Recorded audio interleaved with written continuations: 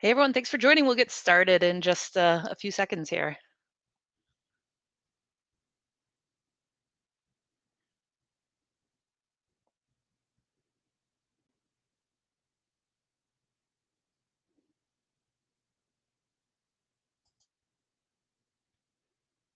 Okay, let's get started. Thanks everyone for joining us live today, or if you're watching the recorded on demand version, thanks for joining us there as well.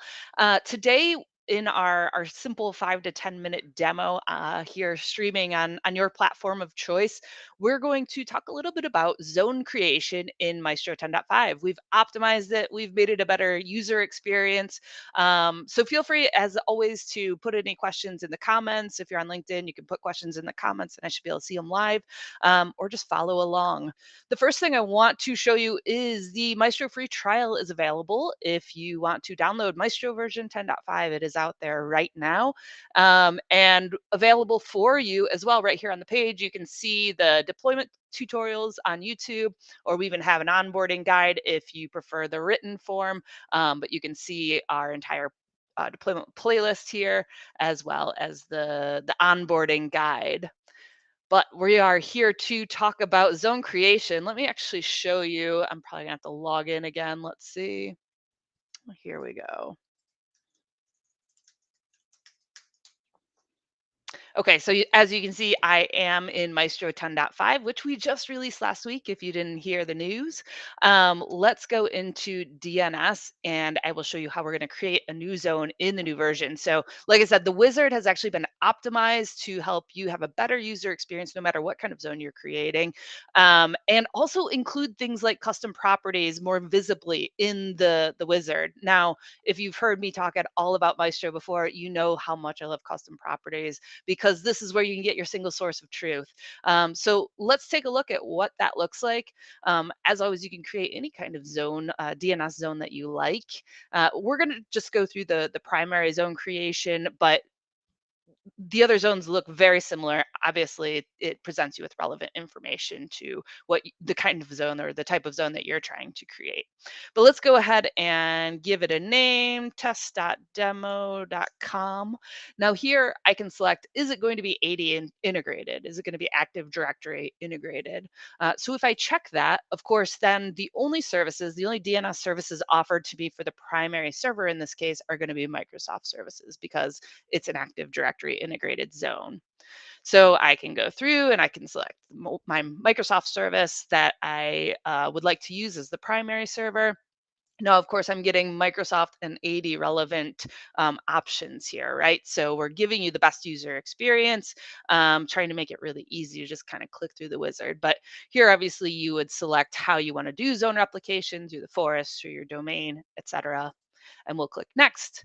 Now here is the custom properties part of the wizard. This is what I talked about. If you're trying to create a single source of truth for your environment, whether your environment is one on-premises site or it's multi-cloud, including SaaS, including cloud-based management, including of course cloud, public cloud, all of that good stuff. The importance of having a single source of truth will become very clear, right? As we talk about asset management, if you don't know something exists, if you don't know what it's connected to, then you can't do anything to secure it. You can't do anything to automate it. And of course, all of your property, whether that be digital, whether it be physical, it's going to have an IP address or a DNS name, maybe even a DHCP assigned IP address. So DDI, your DDI solution is a really good choice for making sure that you have a trusted single source of truth.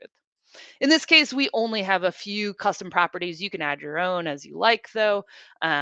We do realm and owner. If you're a school system, maybe you have multiple schools that you're trying to manage, and you can then separate and tag things so that they're very easy to search and parse through when you are maintaining all of these things.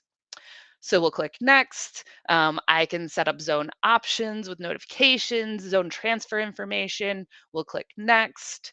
I can add it to a folder in this case. So Maestro gives you the ability to organize via folders or via smart folders. Folders are static in nature. You can assign any zone to a folder. Smart folders are dynamic in nature. So folder or zones will automatically be pulled into a smart folder based on some sort of like regex expression and matching and all of that good stuff. So let's just pick a folder there and then we'll click next. And then I can create this zone. But what I want to do is go back actually and show you some of the other things that we can do. So let's say it's not an 80 integrated zone, then what do I get? Now I get all of this information. I get all of the DNS services that are possible within my environment. And so you can see I have several different kinds. I have Microsoft, I have Azure, I have AWS, I have Bind, all sorts of options here. You can see I can select all, I can select my DNS servers or services, or I can select my XDNS profiles.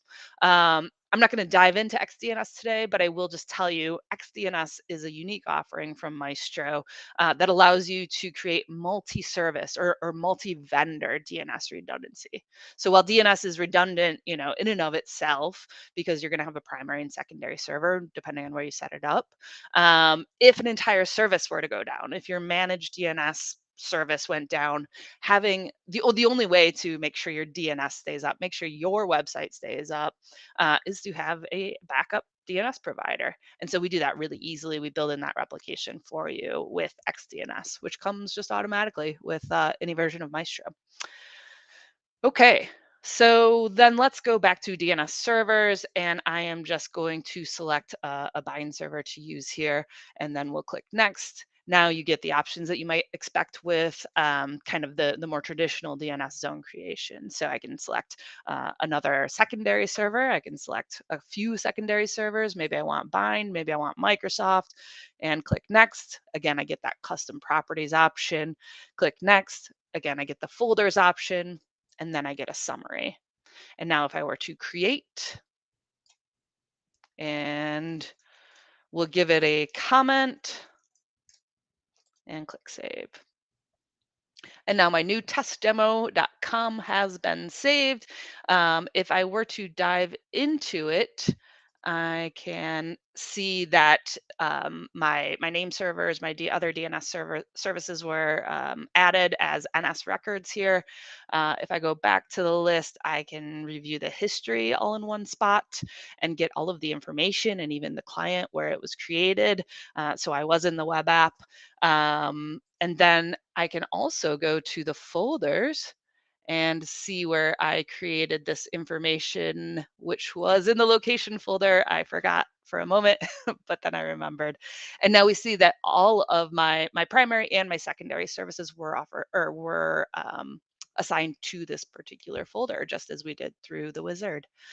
That's all I have for today. Hopefully that zone creation is a lot easier than what you're used to in the previous versions of Maestro, and probably a lot easier than anything you would see from native services.